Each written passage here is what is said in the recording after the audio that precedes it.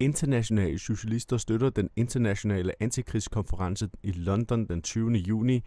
Thank you very much, Lena, for inviting me, and thanks to you and Dylan for, very inspiring talks about what you're doing in Denmark, because I think that one of the most important things that we can all discuss today is how internationally we need to come together over what is very much a common set of circumstances that we're facing. I think it's a very, very frightening time for all of us.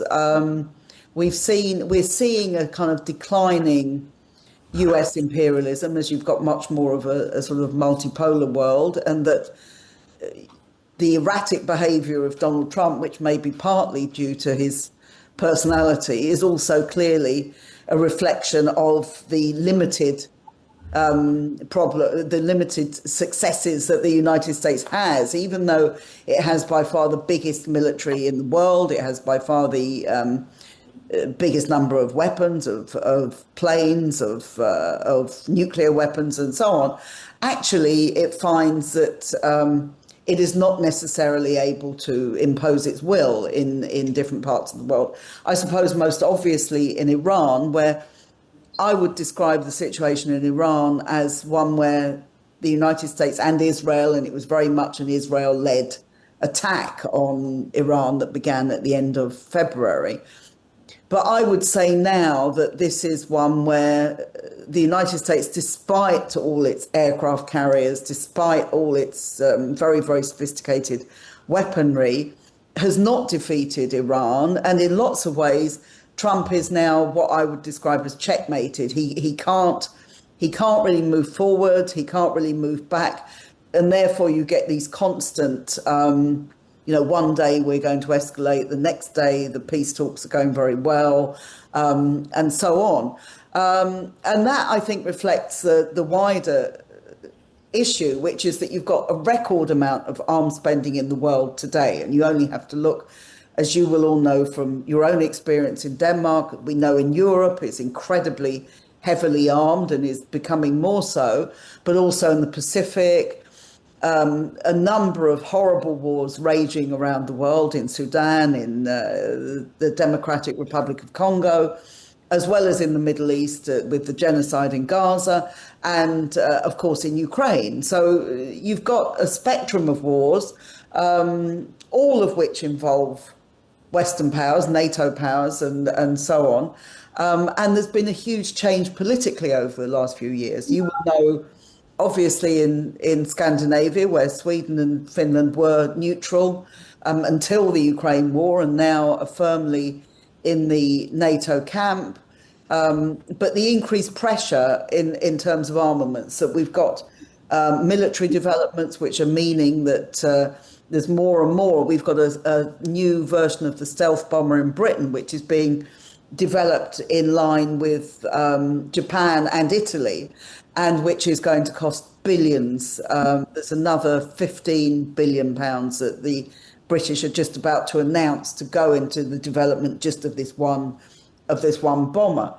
And I also think it's worth saying how brutal these wars are now, that every war is brutal. But if you look at what Netanyahu did in Gaza, if you look at what is going on in Lebanon today, if you look at Beirut, Beirut, sections of it look like Gaza, have been completely destroyed with absolutely no outcry from governments around the world. And of course in Ukraine, which is an absolute, which is an absolute meat grinder for the troops of the Russian troops and of the Ukrainian troops, and which is obviously destroying many lives as well, and is creating great instability in Europe. You can see these things, I think, are very, very dangerous things. And as Lena said, that these wars are based very largely on lies, that we're told that the Russian threat means that we all have to give up money spent on health or education in order to spend more on weapons, even though the Russian threat is really not a serious threat to the rest of Europe, let alone the rest of the world, when you look at the size of the Russian army and its lack of success, actually, in Ukraine as well as anywhere else. We've had lies over Iraq and Afghanistan. We've been told constant lies over Gaza, that the destruction of whole people is going to bring peace to the region. And of course, we've been told lies about Iran.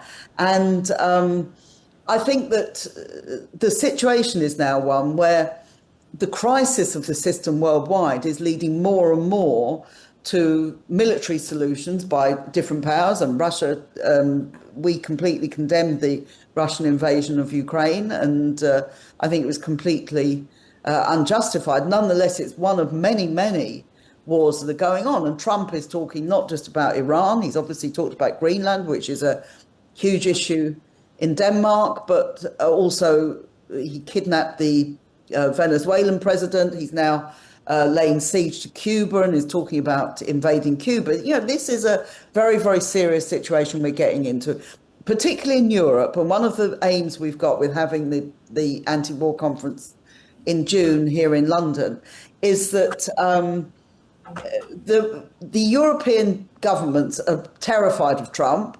They don't like him for the most part.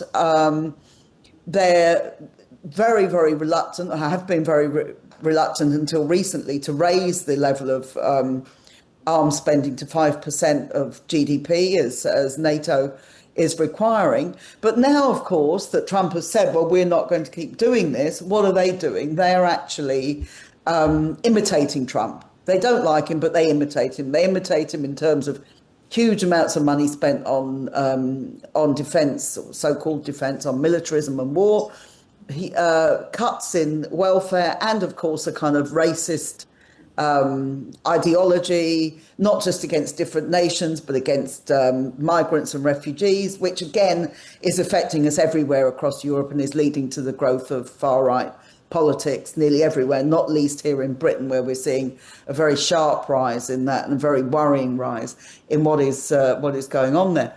In Germany, which is the biggest economy in Europe, they're doubling their money that they're going to spend on war and defence, as they are in Japan. Now, as people will know historically, these were the two countries after the Second World War who were defeated and weren't allowed for a long time to spend anything on defence or to have nuclear weapons. This, by the way, is beginning to change. At the moment, the United States sites nuclear weapons in a variety of countries across Europe, including the United Kingdom and Belgium and Turkey.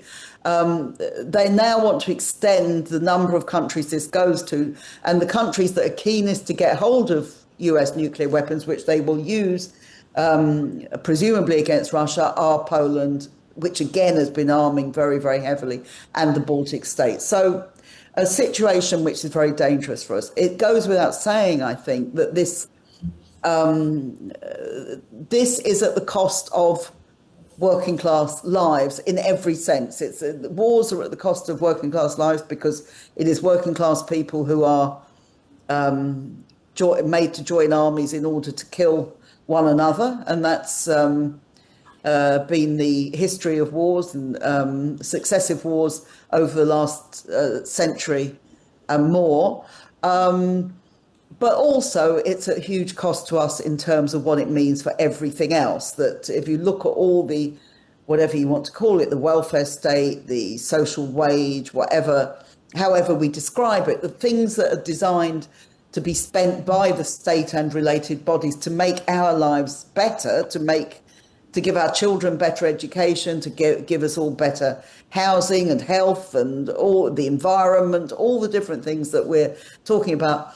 And now we're now being told that all of those will have to be curtailed or sacrificed in some way in order to pay for security in the form of defence. Now, I think it should be clear to all of us that actually real security doesn't come from armies accumulating bigger and bigger forces. If you look at history, actually, you find that the preparation for war tends to lead to war. The period before the First World War was the biggest expansion of military spending worldwide, particularly between Germany and Britain, with naval warfare, but also with other forms of warfare. It didn't avoid 4 years of hideous carnage of the sort that had never been seen before in any war. The Second World War, again, in the run-up to the Second World War, you see massive rearmament across the board, and in many ways the fight for victory in the Second World War, you see it played out by who can produce the most tanks and aircraft and all the different weapons that were needed. So far from it being that we are going to be protected by any of this spending, it's going to make war much, much more likely. And indeed, war is already happening in so many different parts of the world. So those, I think, are the big questions that we're facing. And I'm sure that whatever the difference is in Denmark and in Britain, in terms of the politics, I think there's a common theme which really goes throughout Europe, goes throughout the United States, where, interestingly, the Iran war is incredibly unpopular among many people who support Trump, even, let alone people who are more left-wing than that. And indeed, there was a vote carried in Congress, in the US Congress yesterday, which opposed Trump's war and which was supported by, I think, 4 members of the Republican Party, which people thought was very significant, that there's a break going on there, and we should obviously regard that as welcome. But the truth is that any vote in Congress or in any parliament in Europe isn't going to be the key way that we defeat these warmongers, and we have to think about exactly how we do it. We're up against very powerful governments, we're up against NATO, we're up against the arms companies, we're up against all the vested interests that want us to support their warmongering. So it really is a question of how we organise and how we get together. And particularly for the left, I think this is a crucial question, because the left in many instances doesn't recognise this. I mean, we've had a big development of the Green Party growing very rapidly in Britain recently to do with the unpopularity of the Labour government. The Labour government, it goes without saying, supports all this spending on war and more, and are very, very enthusiastic about it. But even the Greens are very ambivalent about, they support some wars, they're in favour of some sort of defence, they're not clear on it. So I think it's very important the left is clear that this is not in our interest and we have to fight against it. And just to say, we have this conference on the 20th of June in London, which you're all welcome to attend, which may not be so easy for you to attend, obviously, in terms of cost and time and so on. But we will be also live streaming it, and hopefully people in different countries will be watching it, and maybe watching it collectively, like in meetings like this, so we can, there'll be a sense of what we can organise out of it. And what we want to do is, firstly, to strengthen the anti-war movement internationally, with a particular focus on Europe, because that's where we are, but obviously not exclusively to Europe. And we will be having Palestinian speakers, we'll be having speakers from Africa, we'll be having speakers from the United States, as well as from across Europe.